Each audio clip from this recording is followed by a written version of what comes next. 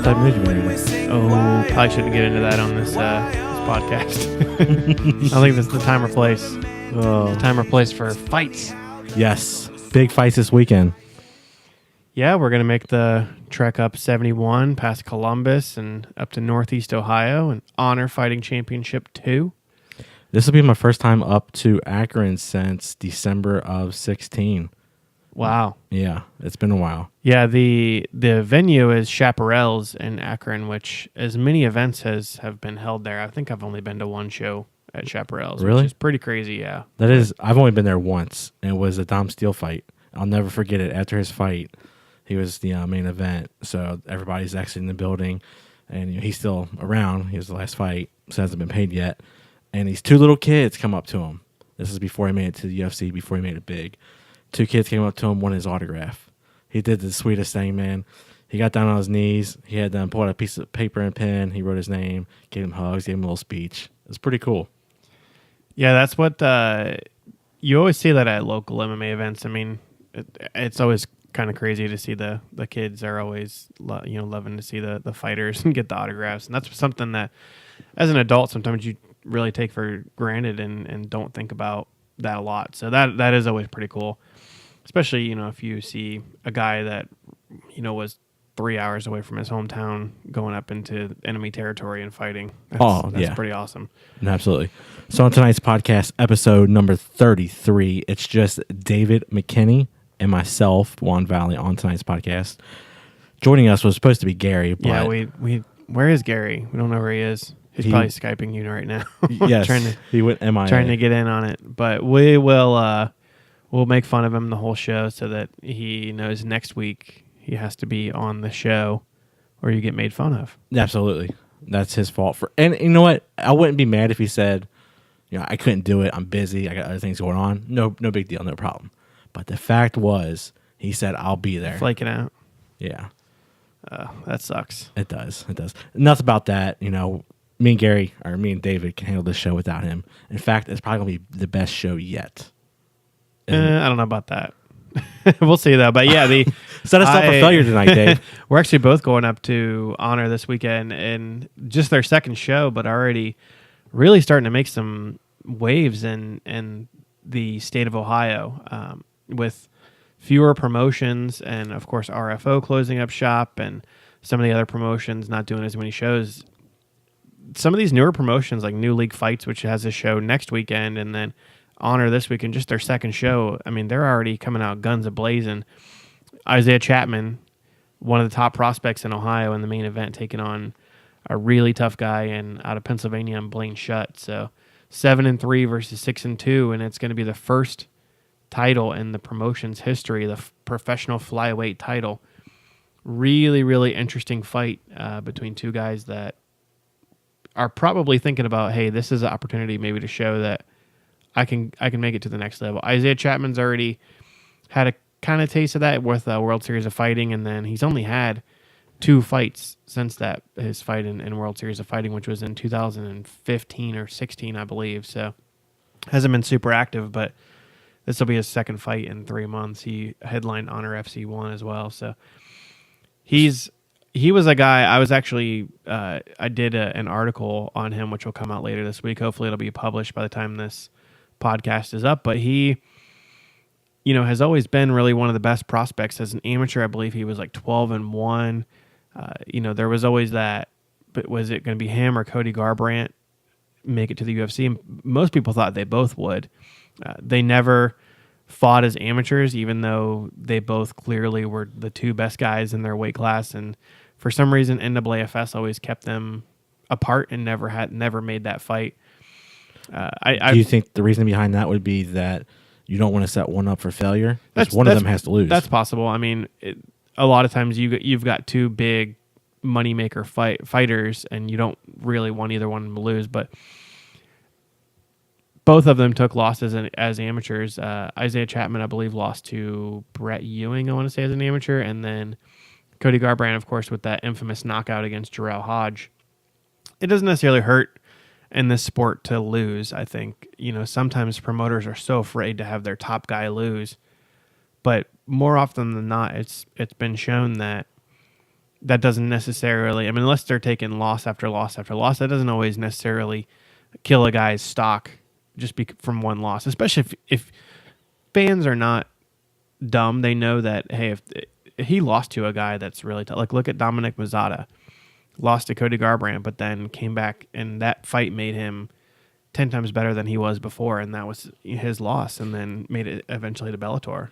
Fans understand that a fighter's going to have a loss, get into the higher levels of the sport. But do you think it hurts them trying to get into the big stage, whether it be Bellator or UFC? I believe it was Matt Layshawk that said, basically for every loss that you have, you pretty much need 5 to 6 wins.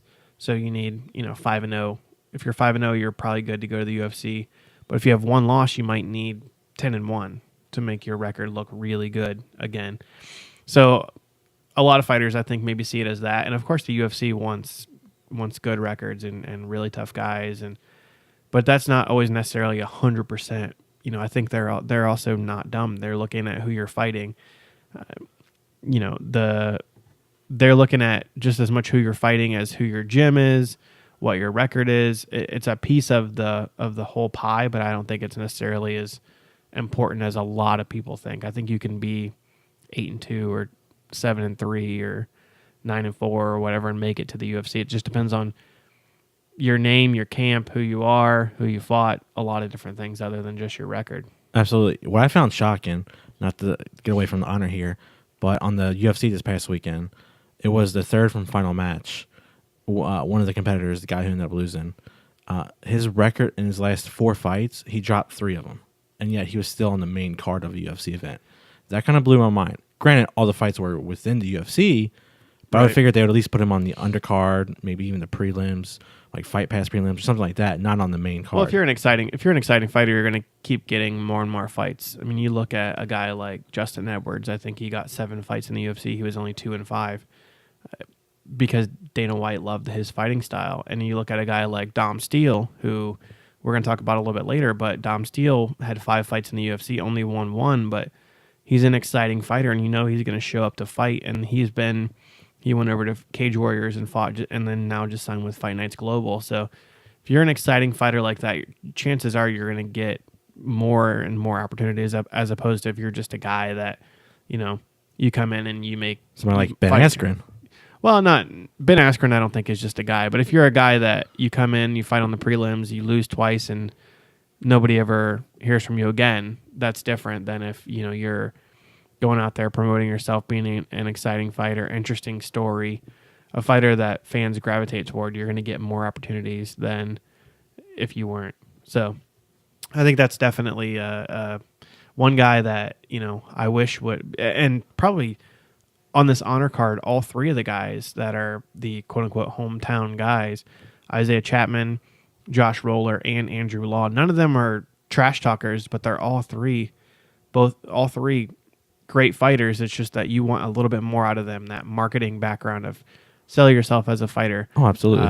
Isaiah Chapman, always super, soft-spoken, really respectful, and it's kind of crazy that actually goes against him sometimes in the in fights. Of course, he's not necessarily the same once the cage door shuts, but that it's tough to see that sometimes can kind of go against you, and sometimes the guys that are making more noise are the guys that people are really interested in. And no offense, but like a Tony Castillo, he says a lot and talks a lot of trash, but he backs it up, and he always ends up in high profile fights. I'm sure makes a decent amount of money. In a guy like Mark Jericho, Mark Jericho was always selling himself, always willing to go out and say the not 100% popular thing, and he main evented how many Pinnacle cards. So would you say he's a huge fan favorite, being the bad boy, the bad type, the heel, so to say, in the wrestling world, is the way to go? I don't even necessarily think you need to be a heel, but I think you need to at least be interesting. I don't think that, other than early in his career when he was fighting for NAAFS and coming out of Pittsburgh and going into Cleveland and talking trash about Pittsburgh and Cleveland, Mark Jericho, of course, knew that he was coming from however far away, and he was the bad guy. And a lot of the times he joked with me, and he said that, Mark would say, I sold more tickets than anybody on this card, and half the time it's my fans booing me because I didn't finish a guy, or Right. he's going on and talking trash to people. But it sometimes is hard to find stories and ways to sell guys that are a little bit quieter. You look at Isaiah Chapman. He's a little bit different because he hasn't been as active. Of course, he was always the great prospect.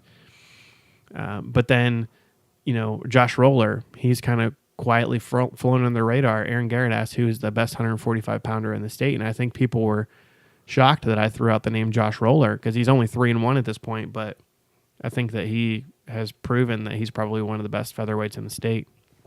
So, do you think it's the quiet people who aren't as loud, whether it be good or bad, heel or face, that don't get the publicity or the attention that they deserve?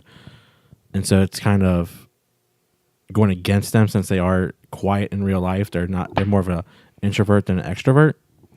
I don't know. I think that at the end of the day, probably it's,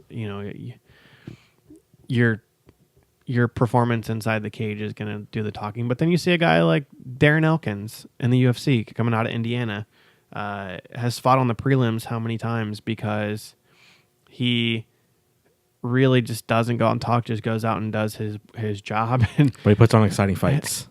He's just now starting to get a little bit more notoriety of, hey, he's a guy that is going to be exciting. He's never out of a fight. But it took him how many fights in the UFC to get that reputation? And he's always been the same fighter. It's just one really awesome comeback fight and a win. And then all of a sudden now he's starting to gain some momentum. And I think he's in the top like 6 or 7 in the UFC right now. So he's definitely a guy. There are people that it does take them a while, but I don't know. And there's always that catch-22 because the people that, from our standpoint, even of covering guys, the people that are talking are the ones that are going to get those clicks and the ones that people are interested in. If you're just going out and winning fights and showing up and doing your job, sometimes that's not. I don't want to say boring, but sometimes that's boring. Right. No, I get that. Going back to Chapman here, he won he was at the Honor Fighting Championship 1, the inaugural event, won by KO. Well, we can talk about this, but it was actually a technical submission. He choked Robert Walker with an arm triangle and he went to sleep, and Ohio stupidly calls that a knockout. It's technical submission. It's not a knockout. So the only state that I know that calls a technical submission a knockout, it's a technical submission. There's a difference. There is a difference. I haven't seen the fight. Is that on YouTube yet? I'm not sure if it is or not, but it was definitely a arm triangle. Not a knockout. He was knocked out, and Chapman was able to put him into the triangle there. That's what right. it was. Yeah. Prior to that, the 2 losses. Where do you think the future lies for Chapman, pending he wins this weekend? I think that a win would put him at 8-3, and again, Blaine Shutt is a really tough guy coming out of Pennsylvania. But a win, I think, would put him, back on the radar maybe, and hey, this guy's back, especially if it's an exciting win. But I think he needs to come out and show again, maybe get a stoppage if he does end up winning, because he was in the early part of his career, even in his first 2, 3, 4 fights, was going to decision a lot, and that's okay, but you want to see guys on the local level being dominant and finishing guys, just like I believe this was a Brian Rogers saying, if you should be to prove that you belong on the next level, you need to be dominating guys on the local level and viciously finishing them, whether it be knockout or submission. You shouldn't be, if you want to prove that you're going to the next, you should go to the next level. You shouldn't be going to a decision with too many guys on the local level. True. But then again, that kind of, what do you consider local level? Would you consider like a CFFC or CES to be a local promotion, or would you consider there's more of a regional, like an in-between? I don't know. I think that those are kind of in between. I always used to talk with Luke Jernigan, and he would say, hey, there's, just like in baseball, there's levels of MMA. There's single A, where that might just be an all amateur event. Then there's double A and triple A, which might be some of the events that do, double A might be some of the pro am events, and then triple A is probably, your CFFCs, your LFAs, your other bigger promotions that are CES, your other bigger promotions that are regularly putting guys into the UFC. And then, of course, the UFC is the major league. UFC, Bellator is major leagues. I don't really see any other U.S. promotion right now that is the major leagues, whatever the pro fighting league or whatever it is. I don't think that's the same level as a UFC I don't or think so Bellator. either. And if people are, I don't know, people are crazy if you say that. But, I don't know. I think that there definitely are levels. Probably most, cards around this area. If it's a pro-am, it's most likely a double A type of event. I agree with that. And I think that if you're in double A, if you want to prove that you belong in triple A or the major leagues, I mean, some fighters go from double A, some baseball players go from double A to the major leagues and never in triple A. You need to prove that if you're in a double A type of level on that second level that you can finish guys. There's some baseball players that never make it past double A, but they're great double A players. Not to break out the baseball references too much, but that just on the level. So if you think about levels like that, I think that, and Chapman is a guy who went up and had a cup of coffee. Again, he went to the World Series of Fighting back when it was a little bit more of a thing. Right. Right when they were just starting to get their footing and doing shows and they had, some names. And he went up there and lost. Of course, it was a decision. And then we didn't see him for a year. And then, or I don't know, it might not have been less than a year. But then we didn't see him again until he fought Jarrell Hodge. And then he fought and lost to Hodge, even though that was the fight of the year for us in That was a damn good fight. 2016. Yeah. Then we didn't see him again for another year after that, year plus, I think. And he came back and finally got the win at Honor.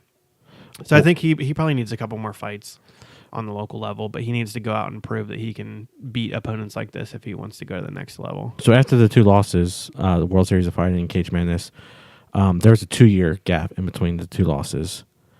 Why do you think? I assumed he stepped away, kind of hung his gloves up, retired, went to the family life. Why did he come back? I think he kind of talked a little bit about, hey, it was just with my crazy work schedule and that he had to make sure that he was taking care of his family and fighting kind of became secondary. I think he got some of that stuff figured out now and finally now. And also, it's a lot easier to walk away and take a little bit of a break after a couple losses and just say, hey, let me go regroup and rethink things and see if this is where I want to be. And of course, he ultimately came back and said, hey, this is something I want to do. So, I think maybe he needed that little bit of a break. He's still only 28 years old. He still should be in the prime of his career. It's crazy to think. Is when I was thinking about him, when I saw the fight was being announced, I was thinking very early 30s, 32, 33. I didn't realize he was only 28 years old. Yeah, but he's been around for forever. Forever, and yeah. He was really young though when he was winning NAAFS amateur titles and things like that. So he's definitely a guy who's been around for a while. But I think he if he can get a win this weekend, maybe a couple more fighting for honor, maybe defend the title a couple times, and then we'll see. 125 pounds, which is where he is now, is not a super, super deep division. So It's not. if he can prove, hey, I can get a couple more wins, maybe he'll get a shot in the UFC. Mighty Mouse. He's calling you. Yeah, Mighty Mouse. So how do you feel about the promotion giving up their first title to be a professional title? I think that that's one of the interesting things about this promotion. They have come out and said, hey, we're going to do things big. Well, not necessarily gigantic because they're still going to a pretty small venue, but they're not putting, I think that from what I saw from the first show, the production value is going to be there. They've got Mike Moran, the best producer in the business in terms of doing local shows, a guy who, produces the best streams out there doing the video. And then, one of the reasons why I decided to come on was because I saw that this promotion is investing in doing good shows. I only want to be connected to promotions that have a goal of let's get bigger, let's continually get bigger. Because otherwise, I don't know, it doesn't really.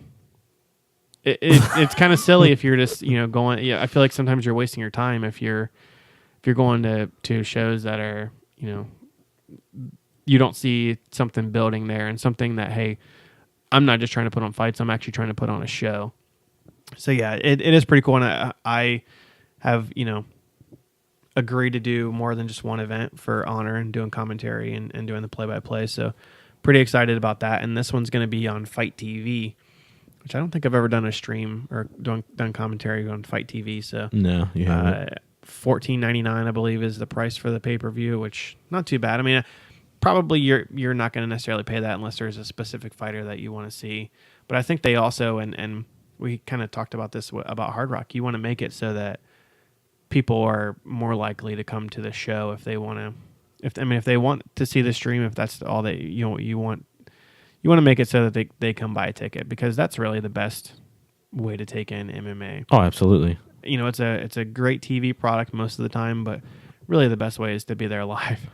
For the local events, definitely being there live is a much better atmosphere than going to a UFC or Bellator. Yeah, it's not quite the same. But yes, to kind of touch on, I don't know if you mentioned earlier in the podcast, but you are doing commentary for Honor Fighting Championships. And you've also done commentary for New Fight Leagues, New League Fights. Yep. Outside of Bluegrass MMA, you're doing that, and that's when you met you're part of the team and you're part of growing with the organization. Right. Well, no, I mean, I think that I can. It's definitely different than being on as a part of Bluegrass MMA as a separate entity than doing commentary. Still doing Bluegrass MMA and still doing that, and this is separate. Correct. And I'm not any part of the promotion other than doing commentary for them, which I 100% whenever I do commentary try to be impartial. When I get background information on fighters, I talk to both fighters in the fight, not just one, so that I don't. I don't definitely put a lot of work into this. I don't want to sound like I know most of the local guys more, but I don't ever want people to know that. I want to have enough background about both guys so that I can call it down the middle, and that's how I always am. Every fight that I've ever done, I don't necessarily. I root for guys in the sense that I root for exciting fights, exciting fighters, and I know that if a specific guy, some guys, I just like their fighting style. Right. Doesn't necessarily mean I root for them to win. I root for them to actually to be able to see them fight, and the winning or losing is on them. It doesn't matter. It's not going to change whether I'm rooting for them or not. But I've definitely been accused of that before, as every single commentator, every single journalist has been approved, of being biased. People don't realize how hard commentating is. I've done it several times. I refuse to do it again. It's a lot of work, and when you're there for 3 or 4 hours, and a lot of the fighters, are starting out amateurs, you're calling the fights, saying the same thing over and over again, and to me that kind of got repetitive, and I just felt like the enthusiasm wasn't there from me, and I felt like I was putting on a bad show. Yeah, and it's one of those things you can't do it halfway. I try to find something unique about every single fighter that I can say unique, because as Gary always says, this might be their grandma or grandpa or aunt or uncle, the only time they ever see them fight. And we don't want to be, disrespecting them from the standpoint of we're making jokes or whatever. Right. Not talking about the fight. And that's, I always try to stay on topic, be professional, things like that. I put a lot of work into it. I listen to myself when I do commentary, which is probably one of the hardest things you can do. But I used to be horrible about saying, taking pauses, doing things like that. And I have made a cognizant effort to get better at that. And that really is the best way. And I always say that one of the reasons that I got better was because I got to work with people who knew what they were doing. Who was the biggest influence? Well, in terms of just being able to work with somebody who's professional, Mike Moran, of course, and then the guys at Live Sportscaster, Matt McCarthy and Tim Bryan have been awesome. But then from a commentary standpoint, working with a guy who is a professional who's done other sports, like a Ryan Kavanaugh. Yes, he's great, and Ryan was one of the first guys that showed me that you can be flexible enough to do either play-by-play or color commentary, but you should know what you are doing. You should know your role in the broadcast booth, no matter what you're doing. Now, how hard is it to do commentary with your broadcast partner who might not be as intelligent about the sport or not necessarily knowing what they're doing in the booth? Yeah, that's probably the most challenging part, I think, is working with a lot of different partners. it takes, I would say, at a minimum 4 to 5 fights to kind of find your groove with somebody. But then people that you've done it with multiple times, like I've worked with Kelly Patrick, and the first time or two, it was, man, that's rough. I worked with Ryan, and Ryan, I don't know if I ever did a show just with Ryan Kavanaugh, but I worked with him and Kyle Rozeski, and Kyle is as knowledgeable as it comes in terms of the fighting game. And he did a great job on commentary, but didn't have the expertise in terms of doing the play-by-play. Right. So that was kind of an interesting mix, but with us. And then a 3-man booth is always way harder than a 2-man booth. I can imagine. A lot of times one guy gets left out and not talking as much and things like that. And I always have the mindset, more often than not, now I do play-by-play, so you kind of just have to talk and set people up. I always say that I say the what and where, and the color guy says the how and why. And I explain that to people that might not have as much experience calling shows and things like that, and that's really all you have to think about. You don't necessarily have to say the what and where. That's my job. I'll throw in a little bit of color just because a lot of times I'm so prepared that Right. I don't necessarily expect other people to be as prepared as I am. I put way higher standards on myself than I ever would on anybody else. Well, I mean, it's evident in or that commentary. anybody else could ever put on me. So, Right. If I'm harder on myself than I think anybody else could be, and that's why I take it with a grain of salt when people say, hey, you're biased about this and things like that. And I've had people that have thought I was biased before. Charlie Stanford. Yes. And not to call him out, but it's happened before, and I will say this, and I'll say this time and time again, that I don't care who wins the fight. I try not to be biased at all, and sometimes that's impossible, but I will guarantee you, I will promise you, every fighter, that I will try as hard as I possibly can to be unbiased. And sometimes you may just be seeing something a little bit differently than what, and of course, the people that usually say you're biased are the ones that are biased themselves. Yeah, absolutely. And they're the ones that are on the losing team usually. Yeah. Yeah. And that's the funny thing about it is it's saying, you're calling somebody biased, but you're not coming from an impartial position either. You're saying, hey, I'm biased because I'm not talking about your guys. Right. So I don't know. It's sometimes it's kind of silly. But I just try to be as impartial as I possibly can. But sometimes it's just not 100% feasible all the time. But yeah, it is definitely. And like I said, I've done, I think, like 50 or 60 shows now. So it's not like I've only done this a couple times. And people, again, not to like toot my own horn, but people contact me and say, hey, I want you to do a commentary for our show. And then that's just me and Gary prank calling you. Okay, that's what I thought. Yeah, but I don't know. I feel like people that I respect in the sport have said, hey, you're doing a good job, and we'd like to have you back. And that's enough for me. So I'm cool with that. But yeah, definitely I'll be on commentary. You'll be there doing tweets and results and things like that for Bluegrass MMA.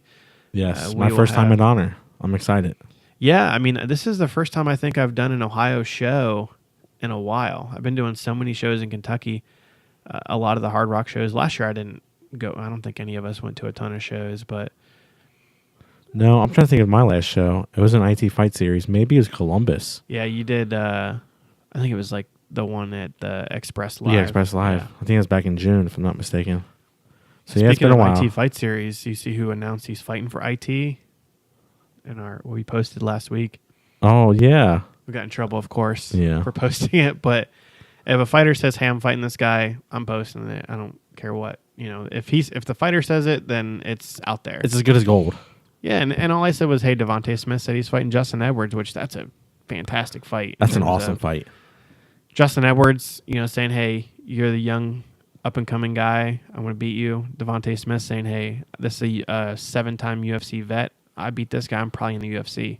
This is a huge, huge fight for the local fans. And Aaron was saying, hey, we're trying to find Aaron Garrett, I guess now the quasi-matchmaker again for IT Fight Series, was saying, hey, we're trying to find a main event for this show since it's the Arnold Sports Festival. And I said, that's your main event right there. That's the fight that people want to see.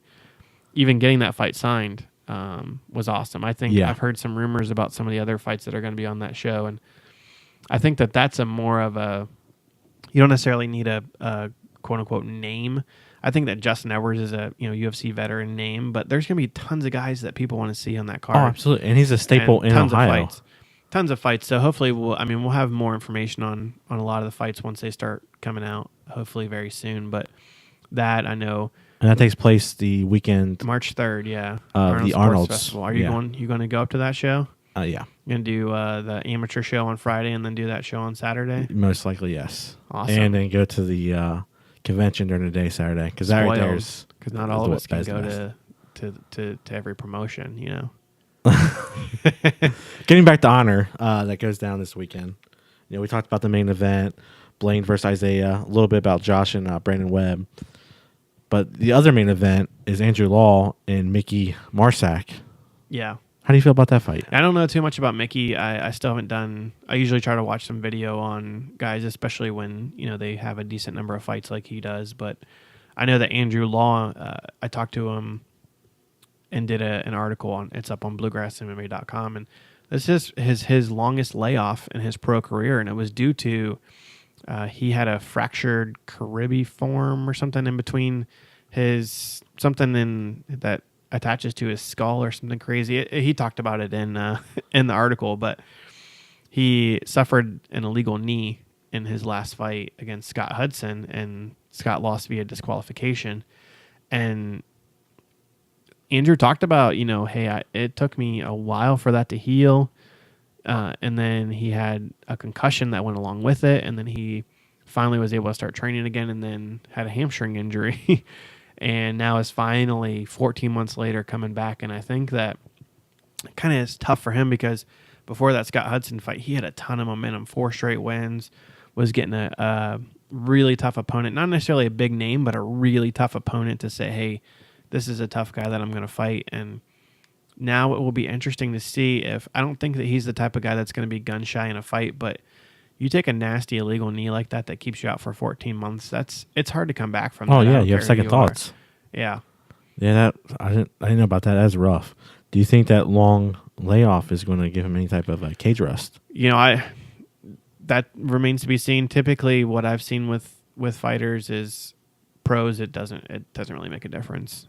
Once you're in there, once you get hit once, it's, hey, I'm in a fight. And a lot of guys have that instinct of, hey, I'm in a fight. And I think that that's what will happen. I think that ring rust is kind of an excuse a lot of times of a thing that, it's not possible to have, but that if you're not training right, yeah, of course you can have ring rust, you can gas out early, things like that. But I don't anticipate that he's going to have that sort of performance. But this is a big, I think, fork in the road in his career. He technically has 5 straight wins, 9-4 overall. I'm looking at some of his losses. He's had his losses were against tough competitors. They weren't slouches. You got Rob White, who was in Bellator. Yep. Cameron Van Camp, who's now the champion in several promotions. Ian Rommel. Yep. Strikeforce veteran. Yeah. And he's on his 5-fight win streak. Has wins over Tim McCavitt, another Ohio guy there. Yeah, Sean Fallon, Brandon Suber. Yeah. He's had some tough wins. Yeah, he kind of just turned things around, and after that, he had 3 straight losses, and then turned things around and said, hey, you know what, I'm going to continue to fight tough guys, but I'm going to make sure that I go out and get the wins. And I think that there's another older article on Bluegrass that he kind of talked about. He changed his mindset of, I'm not necessarily fighting, I'm trying to get to the UFC anymore. I'm trying to fight just because I love fighting. And I think he changed that mindset of, hey, I just love fighting. I love going out there, and he's just preparing for one fight at a time. And I think really there was a true mindset change for him. So check out that article too. We always love when people read some of our older stuff, but that was a couple of years ago, and me going through and doing some of the research and reminding myself of when he talked about that. But yeah, I think that was a big change in his career, and that was part of the catalyst to start that big winning streak. And got another tough guy. Marsack has 3 wins, all via submission. So riding a 3-fight, Michigan. Yeah, 3-fight winning streak. So hopefully I'll watch some tape on him and have some plenty of background info. The guy that, and we talked about just briefly, Josh Roller. He's another guy, lost his pro debut to Mark McDonald, but then has reeled off 3 straight wins, and I think one of the best 145 pounders in the state right now. So great card for Honor FC 2 this weekend, Akron, Ohio. Again, it's if you can't make it up to Akron, stream it on Fight TV. I'll be doing commentary. You'll probably see Juan cage side. Cool thing about Fight TV also is not only can you watch it on any browser, but they also have an app for your mobile device. They have a TV app too, like a Roku or something. I mean, if they got an app for the phone, I would imagine they got one for Roku. But Chromecast. they kind of came out of nowhere. I feel like. Yeah, we they ACB, who Adam Townsend has fought for, shows their events on there, and I believe ACB is actually free streaming for. I don't know if it's all their shows, but definitely some of their shows. And Saturday before the Honor, they have an ACB, I think 79. With some pretty big names like Efren Escudero and some names on there. So I think that's at like noon Eastern, and then you can watch Honor starting at 7. I watched one of Adam's fights over there, and I'm pretty sure it is free because we had to go to some weird Chinese website to get it. But it was you can go to it was their YouTube version of it. Oh, okay. Not you like can go to illegal. straight to Fight TV though and watch it. Yes, now you can. Yeah. Yeah, I don't know how long that's been on there. Again, I've been horrible about keeping up with who's streaming where, and there's so many. I mean, of course, we have a great relationship with Flow Combat, and of course now the B2 Fighting Series events, most of them are streamed either for free or definitely streamed at some point, except Hard Rock 96. Yes. You got to be there. You got to be there for that one. We'll have video, but I'm not sure how that probably will never see the light of day. Maybe. So Kelly and I are just going to talk trash the whole show. Oh, yeah, you are doing commentary for that one. Yeah. Yeah, maybe we should find out when that video is getting released. I don't know. That's going to be your turn to drive, though, I think, down to Shepherdsville. So I can do that. you got to get in the truck, and I'm going to sit in the back. I might drive my car. I don't want to put the miles on it. Not to get sidetracked here, but you brought up when you were talking about Andrew Law there, an article that was on the website, which, by the way, if you want to find that, just go to BluegrassMMA.com, and in the top right section, there's a search bar, type in Andrew Law, and you can find all the articles on him. But when you're doing your research for articles that you're writing, Yep. Since we've been doing this for now 7 years, we got a vast history of articles on so many fighters. Do you ever go back and search the website to see what you can find previously? Yeah, I mean, that's one of the reasons why we have that beautiful thing, the tags, which is awesome. Yes. We can find every article we've ever written about a specific fighter. So that always helps, definitely. I was actually just looking at some stuff with Josh Roller. I think he was in his last amateur fight. We wrote a feature. I wrote a feature on him a couple years ago, and just interesting seeing. It's not an I, it's a we. Okay. It was just interesting seeing some of the things that he said back then versus what he's saying now as a pro in his 5th fight, and some of the stuff I talked about with. Actually, I referenced something in the Isaiah Chapman article that comes out on Thursday, whichever day. I don't know when you're going to be listening to this podcast, but it'll be out Thursday morning. I referenced something from what Isaiah said before his last fight. So, yeah, I definitely go back and do that. I mean, that's one of the great things about having an archive of how many ever years we've been doing this. Wait, so did you, when you went back and looked at the old Isaiah quote, did you re-quote a quote from a previous article? I just said that he said something at the time before his last fight, but I mentioned that's when he said it, and that it's not funny. A new quote.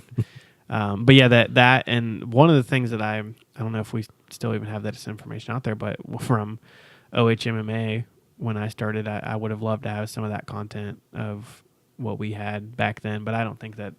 I know it was via the same format, but I don't know. I wonder why we didn't import your content. I don't know. I wish it would have been imported though, because that would have been awesome to even go back and search for another year. And then, of course, some of the stuff that I had from Gateway that I never got paid for. So you didn't by chance. I don't even think is Gateway MMA still up. Oh man, yeah, they're all over the place. You didn't by chance back up the database when you I don't get think rid so. of. Ah man, yeah, I don't know why we didn't do that. I sold the company, and then that's your job. Do all that fun stuff. Yeah, I failed on that end. My bad. Yeah. Sorry. Yeah. Not to transition away from Honor Fighting Championship, but we also got big news coming from the tri-state area and local fighter Dom Steele Yeah. signing a 4-fight contract. That's awesome. I mean, again, I was looking up after I saw it, and Fight Nights Global, I thought they were streaming on Fight Pass, and I think they used to, but I don't think they are anymore. So we'll have to figure out how we can watch that fight, because he fights, I think, February 22nd in Russia. Fights a guy that I can't pronounce his name, but he's like 19-5. Nicolay. Just fought Michael Graves, who was on The Ultimate Fighter. Michael Graves actually originally from Ohio, too, from Northwest Ohio.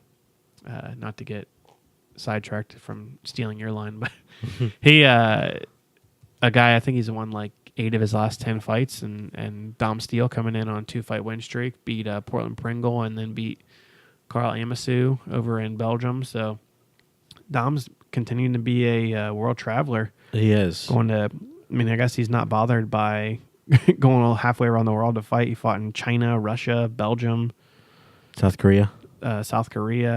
Now, I think he fought in Australia too. Did I say Australia? You didn't, but I think you did. Yeah, that was his last UFC fight. He fought in Australia. If I was a fighter, especially if I hadn't made it to the UFC or if I'm not at the UFC level, I would love to be able to travel overseas to fight. Now, I've never done it, so I don't know what kind of toll it takes on the body if they, at the end of the day, like that. But just to be able to experience a new culture, I think city. you have to go. I think you have to go at least. You can't go 2 days before the fight. I think you got to maybe try to spend a week there or something, just so that your body gets used to the time zone change and you're not jet lagged and things like that. But yeah, that would be an awesome opportunity. But the issue with that is a lot of times the promotions don't want to pay unless you have a name. But right, there are some in like ONE FC has taken a few American fighters. I know Fight Nights Global, M1 Challenge in Russia. Some of the Korean promotions have. So that is always really cool. Yeah, definitely excited to see Dom Steele, that 4-fight contract, and then maybe get 4 wins and see him back in the UFC. Now, somebody at his level, he's had 4 fights, was it 4 fights or 5 fights? 5, yeah. He was 5 1 fights and in 4 UFC. in the UFC. He's been on the big stage. He's been in the big show. Now he's back onto the regional, traveling across the world. Do you think, if you were in his shoes, do you think you'd have aspirations to get back to the UFC? I don't see why he would still be fighting, but I think he, in the meantime, is saying, hey, I'm willing to go and fight in Russia and make some probably pretty good money. As a guy coming in to quote unquote probably lose. I mean, but if he goes in and wins, that's a huge mark in his cap and gets the opportunity. And a guy like Adam Townsend fought in Russia and all over the place and fought for ACB and things like that. So I think the aspiration is still there. I think every fighter pretty much every fighter from amateur 1-0 up to guys on the cusp want to be in the UFC. So I'm just trying to think off the top of my head. I can't recall anybody at the moment, but can you think of a fighter that has fought in the UFC, been released, or maybe not even fought in the UFC, but an American-based fighter that has had fights overseas and then make it to the UFC? Because I feel like recently all the new up-and-comers are U.S.-only based fighters. Yeah, well, the other thing is the UFC is not really signing a ton of super established fighters at this point. They're trying to sign young guys. I mean, that's why they did Dana White's Contender Series. That's why they're doing this year the Battle of the Undefeated Ultimate Fighter. They're trying to sign guys that are as young as possible so they can get them early in their career. The guys like Ben Saunders, he really fought in Bellator. I don't think he fought overseas. I would have to think about that. I'm sure there's probably some guys. Examples. I imagine there's got to be somebody, but I just couldn't think of anybody. I thought that was kind of weird. Yeah, I don't know. Because it's kind of like that. Trying to relate it to other sports. It's somebody like a basketball player who didn't make it to the NBA yet, and then that goes overseas, plays in the European leagues. Well, there's a couple guys that, because of the, you can't go straight from high school to the NBA anymore. Right. So they've gone and played in overseas somewhere. Like Emmanuel Mudiay is a good example. Brandon Jennings. There have been a couple Americans that have gone like from high school to overseas and then try to go to the NBA like the ball kids are going to try to do. They're going to be, to my knowledge, and I'm not a huge basketball fan, in Lithuania, but they're probably going to be the biggest names to go over to Europe and then come back and play stateside. I mean, the biggest thing that a lot of people are saying, of course, Lonzo Ball was the second pick in the draft, and he was probably the star of the family. And then I forget their names. LaMelo, I think, is the second oldest, and people were saying that he was not likely probably not an NBA player. And then LiAngelo, who's the youngest brother, who's like 16 right now, who his dad pulled out of high school to go to Europe. They're saying he has an opportunity. I think he was a little undersized for NBA, but I think they were saying if he gets, to be 6'2" or something, he might be a point guard. So the middle brother, the next one, people are saying probably not an NBA player, and especially with all the headaches that come along with having your dad. No, there's no headaches with him. Having your not dad at all. But this is not a basketball podcast. No, it's not. Not in the least. No, but hey, we can talk about any topic, That's any subject we want. What else is going on? I know that we talked about Devonte Smith. We talked about Nathan Maness is going up to Canada and fighting for TKO. And I actually updated that. I had the article, and then I said who he's fighting, and then actually found out he actually signed a 3-fight contract with TKO. And TKO definitely is on Fight Pass, so you will be able to watch Nathan Maness on Fight Pass. Don't have to make the trek up to Canada to see him fight, but he's a guy, I think he was 10-0 as an amateur, now 8-0 as a pro, has jumped up weight classes to get fights and things like that, and finally getting an opportunity to maybe take that. He's maybe in that AAA level now of, hey, now he's in a regional promotion going up to Canada and fighting. Gets, even maybe goes 2-1 in those 3 fights, probably gets an opportunity to fight in the UFC. As long as that one doesn't come at the tail end of the That's 3. true. Yeah, but I mean, he gets to fight. He wins his next fight, and the guy he actually is fighting in the end of February is fighting actually this weekend at ACB. Oh, really? Xavier Aloi or something. He's from TriStar Gym, so you can check him out on Fight TV before you watch Honor and scout some Nathan Maness next opponent. That's interesting. And then the winner of Nathan Maness and Xavier Aloi, or however you say his name, is going to fight their champion, the 135 champion, for TKO in April. So this is a big move for Nathan. Yeah, I mean, he hadn't really been making a ton of noise recently local. I mean, he fought Mark McDonald for Premier. I believe that was in like May, and he took that fight on really short notice too. So he's a guy that, even though he was, remained undefeated, took some interesting steps in his career and taking short notice fights and not necessarily cherry picking, although I know that there's been some people that have called him out for cherry picking. So it's interesting. I don't know. He's definitely taken a step up in his career at this point. And absolutely. I loved how James Lynch tweeted. Joseph Maness. Joe. Yeah. When he goes by Nathan. And it's that Kentucky thing that you go on where it seems like a lot of Kentucky fighters go by their middle name. Well, and fighters in other states do too, but in Kentucky they have it listed in the database by whatever's on your driver's license. So right. your quote unquote government name. So fighters sometimes are listed in the database as a different name. Like, for example, Cody Stevens. I don't remember his first name, but it's not Cody. But Ohio listed him. What? Yeah, secrets of the trade. But Ohio listed him as Cody Stevens because that's what he goes by. And if people are looking for Cody Stevens, they're not going to search whatever his first name is. They're going to search for Cody Stevens. So I wish the database talk to Todd Neal about that. Was more robust than what it is. They should have. One of the things people don't realize is there is a alias thing in there, and it'll show up as the alias. So if you say, yeah, you can put him in officially as Joseph Maness, but the alias he also goes as Nathan Maness. You can put that in there. I just think that Kentucky doesn't use that. Interesting. That field. But he is what I don't know. We've had a lot of news in the last week. Ohio. We talked a little bit about on the last podcast the Ohio new rules that are going into effect. Yes, we did talk about those. And the big thing that came out of that was the 9 fights that are now being required to turn professional. Now, of course, that will be taken on a case-by-case scenario.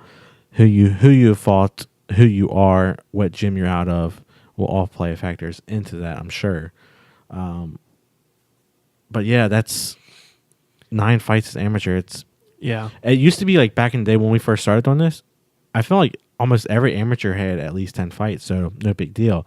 But nowadays, 4, 5, 6 fights, they're ready to turn pro. Yeah. It's a lot. Yeah, I mean, that we talked a little bit about that last week, and I could maybe even say bumping it up to 7, but 9 is a lot. Especially if you're going 5-0, you're probably ready to go pro. Right. And depending on who the opponents are, yada, yada, yada. I don't know. It's just kind of silly. I wonder what the boxing rules are for Ohio. Is it 9 amateurs? So boxing, Ohio doesn't regulate amateur boxing, and most states don't. No. But it's USA boxing, right? But I don't know what the rules are. Like, I know that there have been people like, for example, Travis Davis, who was a pro MMA fighter, and I don't think he ever had any amateur boxing matches, but then took 3 fights as a pro. Yeah, but once you go pro in any combat sport, you're pro. Right. But I don't know what the rule is. I don't know if there's a set number. Right. Maybe they require you to prove that you have some sort of amateur background. But then also, like, Kyle Rozeski went pro without... There's a lot of guys that have... once you get your pro in one sport, you have to be pro in another sport. Right. But I don't know. I don't know what the rules are. Why don't you ask Bernie? I would, but... There have been a couple other things in the past week. Alliance Promotions, CFFC, and V3 Fights signed on for Flow Combat, which is pretty cool.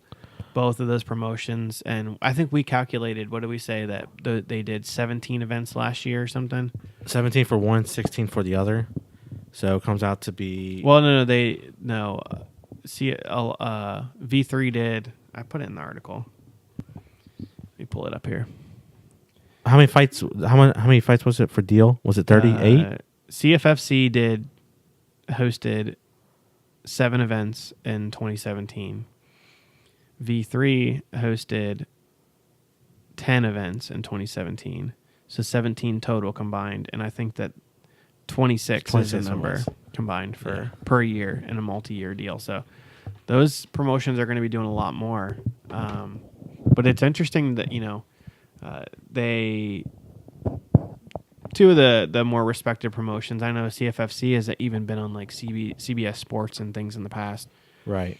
But never really had consistently had one way that they were streaming their events, and V3 was kind of the same. I like this. I like it a lot. Flow Combat is an awesome platform. I'm hoping this is just the beginning for Alliance. I hope the rest of the promotions that they currently own get onto the Flow Combat it as well. would be cool to see every promotion that Alliance has on Flow Combat. So, and it's kind of interesting, just from a outsider standpoint, to see, that my assumption was that the whole reason for forming the Alliance was that you get more, instead of one small promotion, instead of just IT Fight Series out of Ohio or just V3 or just CFFC, you get the benefits of being part of this big conglomerate, and it still seems like they're operating as an independent entity sometimes. They're still new to the... I think that it would make more sense to say, hey, we want a streaming platform for all Alliance events, and if you want to brand something as Alliance MMA, then you should have every event available. That's just me. I don't know. Maybe they are working towards that in the background. And they could be. But I'm just saying, from an outsider standpoint, it's interesting to see that different promotions seem to be getting treated different ways, at least under the IT banner. I don't know. I may be stepping out of line saying that, but of course, they also have Hoosier Fight Club in Indiana, IT Fight Series in Ohio. Which they have an event coming up, Hoosier Fight Club. Yeah, on February 3rd, I think. And Hoosier, I thought, had a deal with like a local TV station in Chicago. They do. Which that could be part of the reason why they're not on the Flow Combat just yet. Yeah. But the other promotions, IT Fight Series definitely doesn't have a TV deal. Shogun Fights in Baltimore doesn't. Some of the other promotions don't. So it's just interesting. I don't know. That was like I said. I thought that the whole point of having Alliance was that it's an alliance and we are a team. So if you want part of Alliance, you get all of Alliance. And it seems like they might be changing up their philosophy. I don't even know if that was their philosophy to begin with, but that's True. It's just interesting to me. But there's that. There was something else I wanted to ask you about too.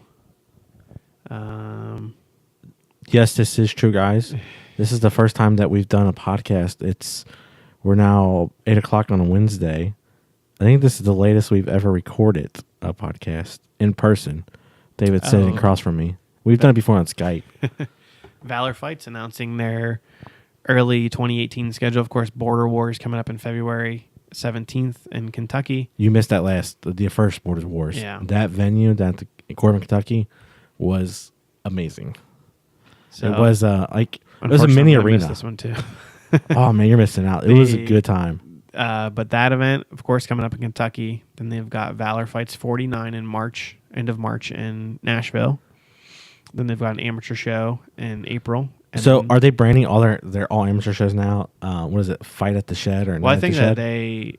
not all of them. They've done a couple of kind of one-off. I think that those are kind of their smaller shows, but I don't think that they're branding them that. I think that they just do. It's like a big barbecue place, I think, and they just do they have a big venue there and do it there. So every time they have one of those events, it reminds me of the old school Pride days when Pride had the Bushido events. That's what that reminds me of. That's definitely interesting. And of course, back in the day, NAAFS had all these different series, and I never knew. I was always confused as to what was what. They had the Midwest Combat Challenge series, Cage Fury, and then they had so many. It was so confusing. Like you just call it NAAFS, whatever 1, 2, 3. It's so confusing. Very confusing. But then the big news I think that came out of the announcement today was they're going to make their debut in Virginia. That is huge. In May. So, and I think that in commenting, one of the fights was already spoiled on the comments of when Tim Loy posted it that Ben Rowland said he's fighting Chandler Cole in May. So, and I assume that would be for the Valor heavyweight title. I know that Chandler Cole is the #1 contender. So I don't know if that was just Ben Rowland saying, hey, I want that fight, or if that fight's actually going to happen. Interesting. But that's big. I mean, they went down to Georgia last year, of course, Kentucky as well. Last year, yeah. And both of those events, they teamed up with local promotions. In Kentucky, they teamed up with Warrior. Georgia, they teamed up with Conflict MMA. And in Virginia, it seems like it's just going to be a Valor show. It's in Wise, Virginia. And I looked at the venue. It's like a big convocation center on the UVA Wise campus. Looks like a really cool venue, too. So that may be a road trip or something in order. We got to figure out where we're going to go to, because we didn't do a Bluegrass MMA road trip last year. We got to find somewhere with good craft beer to go. We can just buy it, put it in a cooler, and take it with us. Can't. It's not the same if we don't go to a brewery. That's true, but also we can't drink it on the road. It's illegal in most states. 2 of us can. The other one has to drive. That's true. You got to drive. We didn't go anywhere. When you and Gary went to Knoxville, was that last year or was it 2016? Yeah, December of 2016. We went to Knoxville on Friday for a Valor show, and then Saturday we went to Somerset to Warrior FC show. I think we need to find a weekend like that again. A Friday night show and a Saturday. Yeah. Or that might be hard given. We'll figure it out. Are you getting married this year or next year? Next year. All right. April 29th. I remember seeing I'm going to write it on your wall. Just give me the save the date. I got good old Aaron Garrett's hanging up. We're not that far yet. We just got the venue locked in. So Danji says I do. Yeah. Hashtag. Use it on all your social medias. Speaking of which, follow us on all the social networks. Everything at Bluegrass MMA. That was a shameless plug right there. Especially Instagram. We need more Instagram followers. We do. Guess we're wrapping up, right? No. Unless you I want need to go to bed. You don't need to go to bed. It's 8:30. It's my bedtime. I'm mostly just hungry. But yeah, me too. I haven't eaten dinner yet. Yeah, I mean, I I don't think we missed Gary. We might have to pipe in Gary or something for this, but we definitely, it's cool, continuing to do the podcast and keeping it going. I think we need to do it at least every other week this year.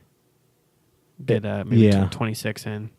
This will be number 2. We got 2 for January. Do 2 a month. Boom. Yeah, it'd be nice if we could do every other one in person like we're doing right now. Yeah. And then like every other weeks we can do Skype. Maybe we can go down to the Bluegrass State, venture down to Gary, and then have him come up every other month or something. We need a studio. That'd be nice. Yeah, let's buy a studio. And then we have to buy one. We just like rent Greg, one. talking to you. Buy us a studio. That'd be nice if like one of those. You got a studio set up here. It is true, I do, but it's a far drive for Gary. Yeah, somewhere kind of. We can go to. We'll find something halfway. There's not really anything in between here in Lexington. There's really not. So maybe just maybe once a month we can make our way down to that area. We'll buy a generator and just go to a random cornfield. Yeah, and broadcast live. That's a good idea. We'll do that in January. Maybe not January. Maybe warmer months. Yeah, but speaking of social media, I'm at MMA McKinney. I also have a website if you like craft beer. MMAMcKinney.com. I saw your post the other day. Is there anyone that's interested in MMA and craft beer? And craft beer, yeah. I didn't go back to see if there's any responses. Did you get any responses? I got a few. I'm trying to decide. I think I might keep the 2 entities separate for now, because I do some blogging about beer as well, craft beer, mostly Cincinnati. But I also, when I travel, I'll do throw up about usually that's what I do for fun when I travel is go to breweries. How's that going, by the way? What do you mean? Your blog. Good. Yeah, I think I talked to you. I need to figure out how to move it from Blogger to WordPress. I like WordPress a lot better. It is a lot better. Got to figure that out. That's my goal, to figure that out in the next couple weeks or months or however long it takes me. So what's your goal with it? It's just doing it for fun. I don't really have any goal with it. I just like blogging about beer, drinking beer. So are you looking to be the craft beer connoisseur of the greater tri-state area? No, I mean, there's a couple guys that actually already blog about beer in Cincinnati, and a couple podcasts too about just specifically Cincinnati beer. So, I mean, I like going to Cincinnati breweries and things like that. And of course, I love Cincinnati breweries, but the one thing that I kind of decided to do was brand a little bit differently with, when I am lucky enough to travel for work. So when I do travel for work, I go to breweries and I do what's called brewery adventures. So I've done like, of course, brewery adventures Cincinnati, brewery adventures Columbus, Dayton, Richmond, Virginia Beach, Omaha, Nebraska. There's a couple other ones up there. So that's one of the things that I've been doing for, kind of branding and doing something a little bit different and saying, hey, and not necessarily going to every brewery in a city, but trying to hit, the top 2 or 3 of the highlights of an area. But you've hit everyone here, right? Yeah. Well, we were caught up, and then all of a sudden, we take a break from going to new ones, and 3 new ones open. So we've got Rolling Mill up in Middletown, which I guess technically consider Middletown to be part of Cincinnati. Yeah. There's one that's opening in Fairfield actually this weekend. Swine Is that City. that girl's cousin? No, that's Humble Monk, which is going to be in Northside, which they'll probably open sometime this spring. I mean, they're pretty close to opening too. And then there's a brewery in Oxford called Quarter Barrel, but they just opened up a second location in Hamilton. So I may have to go on a weekend or something and go to Fairfield and Hamilton. So I know last I heard there's like 50 plus breweries. Yeah, I mean, different people give you different numbers because some people consider, like for example, Taft's, it has 2 locations now. Do you consider that to be 2 breweries or 1 brewery? Just 1. 50 West has 2 locations. Is that 1 or 2? So I think there's 42 or 43 if you don't include duplicates, and that's if you go all the way to Middletown. So of those 42, 43, what's the number 1? I'm a huge fan of Listerman up in Norwood. They consistently put out amazing beer. They're known for dark beers. They have a beer called Chicao, which is a hazelnut stout, and then they also have a beer that has won tons of awards called Nutcase, which is a peanut butter porter. But then in the past year and a half, they've been putting out New England style IPAs, which is like a hazy IPA, not as hop forward, has a little bit more of a juicy flavor, more of like a smooth mouthfeel. So now, let me it's it's not as much of a hit on the hops, but they've been doing a ton of New England IPAs, and when they do their releases. But they became famous, of course, for the Fiona the Hippo beer, Team Fiona beer that they've been putting. Yesterday was her birthday. Yeah, or was it today? Happy What's today's birthday. date? I don't know. Yeah, Either today's way, her birthday. happy birthday, January Fiona. 24th. I'm not a craft beer drinker at all. But you did drink some at my engagement party, and you didn't like any of them. No, I liked 1 and 5, whichever ones those were. All right, I'll have to remember. 3 I had on this flight, my first ever flight, by the way, was it reminded me of the candy, the sour warheads. Yeah, you had Urban Artifact pocket watch. That was disgusting. It wasn't disgusting. I can drink it, maybe one at the absolute tops. It's funny because that's a Urban Artifact, which is in Northside, is a different type of brewery, and it is beer, but it's sour beer, and it's not necessarily what you would typically think as beer. It's sour, and they play around with like the yeast and things like that to make it sour. And why do people buy it? It's just different. People like the sour beers, and they also put a ton of fruit in their beers. Yeah, it definitely did not taste like beer at all. Yeah, so that I used to be completely against Urban Artifact. I thought they were too weird and things like that, but I don't necessarily think of them as I don't want to say like a traditional beer, because that sour is not a traditional beer. I think of them almost as like a fizzy alcoholic Kool-Aid or juice or whatever. But I think you have to have a different. If your brain is saying this is going to be a beer and tastes like a Bud Light, it's not going to be that. And that's what turns a lot of people off to sour beers. And they actually have their own. It's basically their style that they created called a Midwest fruit tart. So it's a tart ale, and you get that tartness, but it's backed by tons of fruit flavor, which is their big thing that they do. Is they put tons of fruit in all of their beers. So it's different as opposed to just your typical sour beer. So like the last 5-10 minutes we've been talking about craft beer here. Yeah. Like your attention and your attentiveness has completely changed, like a 180. To what? Like you're all in it. Like you want to talk for hours right now. Oh, I can well. just tell. Like this is you.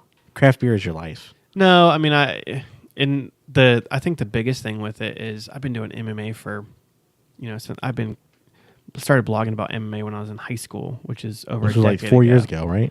Yeah, 4 years ago. But craft beer is just something different. I found, I really like drinking craft beer, and I like learning about it and things like that. And it's different than MMA in terms of it's just a little bit different. I mean, it is a kind of a cool community. I'll give you that. It is. But it's not cool in terms of, I'm cool. It's cool in terms of, don't lie about your hipster ways. Yeah. I try to be cool, but it's just different, and it's just something that I've slowly started to. I randomly. So the way that I started blogging about beer was my fiance Angie and I started last winter. We were like, well, it's cold as hell. What are we going to do all winter? And we were like, hey, we both like going to brewery. We'd both been to a couple breweries together. So we said, let's just go all the ones in Cincinnati. And we were like, oh yeah, we'll be able to finish it in the winter. And there's a lot in Cincinnati. So we finally finished it last summer. And the issue again with it is, as we were doing it, more and more breweries kept opening, and the longer it took us, the more breweries opened. So we finally got caught completely up last summer, and then now we've just been consistently going to all the new ones that open up. But we still have our favorites that we go to. But the thing I thought, I was like, hey, if I'm going to do this, I might as well write about it, because even just for me, if I want to go back and read, what our thoughts about it were 2 or 3 or 4, 5 years later, and see how our thoughts have changed and things like that. It was mostly just for me to start writing about it, and it's kind of slowly evolved into, hey, let me take this a little bit more seriously. But it's not really anything, again, that I don't take it as serious as like a Bluegrass MMA. Bluegrass MMA sometimes almost feels like a job, and like A good job there, right? Good job. But, it's definitely not. job. It's not our job for any of us, but it's just something that feels like, hey, I have to do not have to do this, but it's become more of a job closer to a job than a hobby. Right. The beer thing has really just been I do it when I want to do it. I don't feel like, man, I got to keep my hits up on my blog and make sure I get tons of content out and things like that. It's just been whenever I feel like writing, I write, and when I don't, I don't. So, right. Yeah, that's what it is. But we've been to a bunch of breweries, and I've been trying to do more stuff like doing stuff on like Instagram and things like that, and taking more pictures when we go to breweries and all that fun stuff. Yeah, so I've noticed that. Been trying to again keep up with that a little bit more. But yeah, that's MMAMcKinney.com. Twitter is MMA McKinney. Instagram is MMA McKinney. Facebook is David McKinney.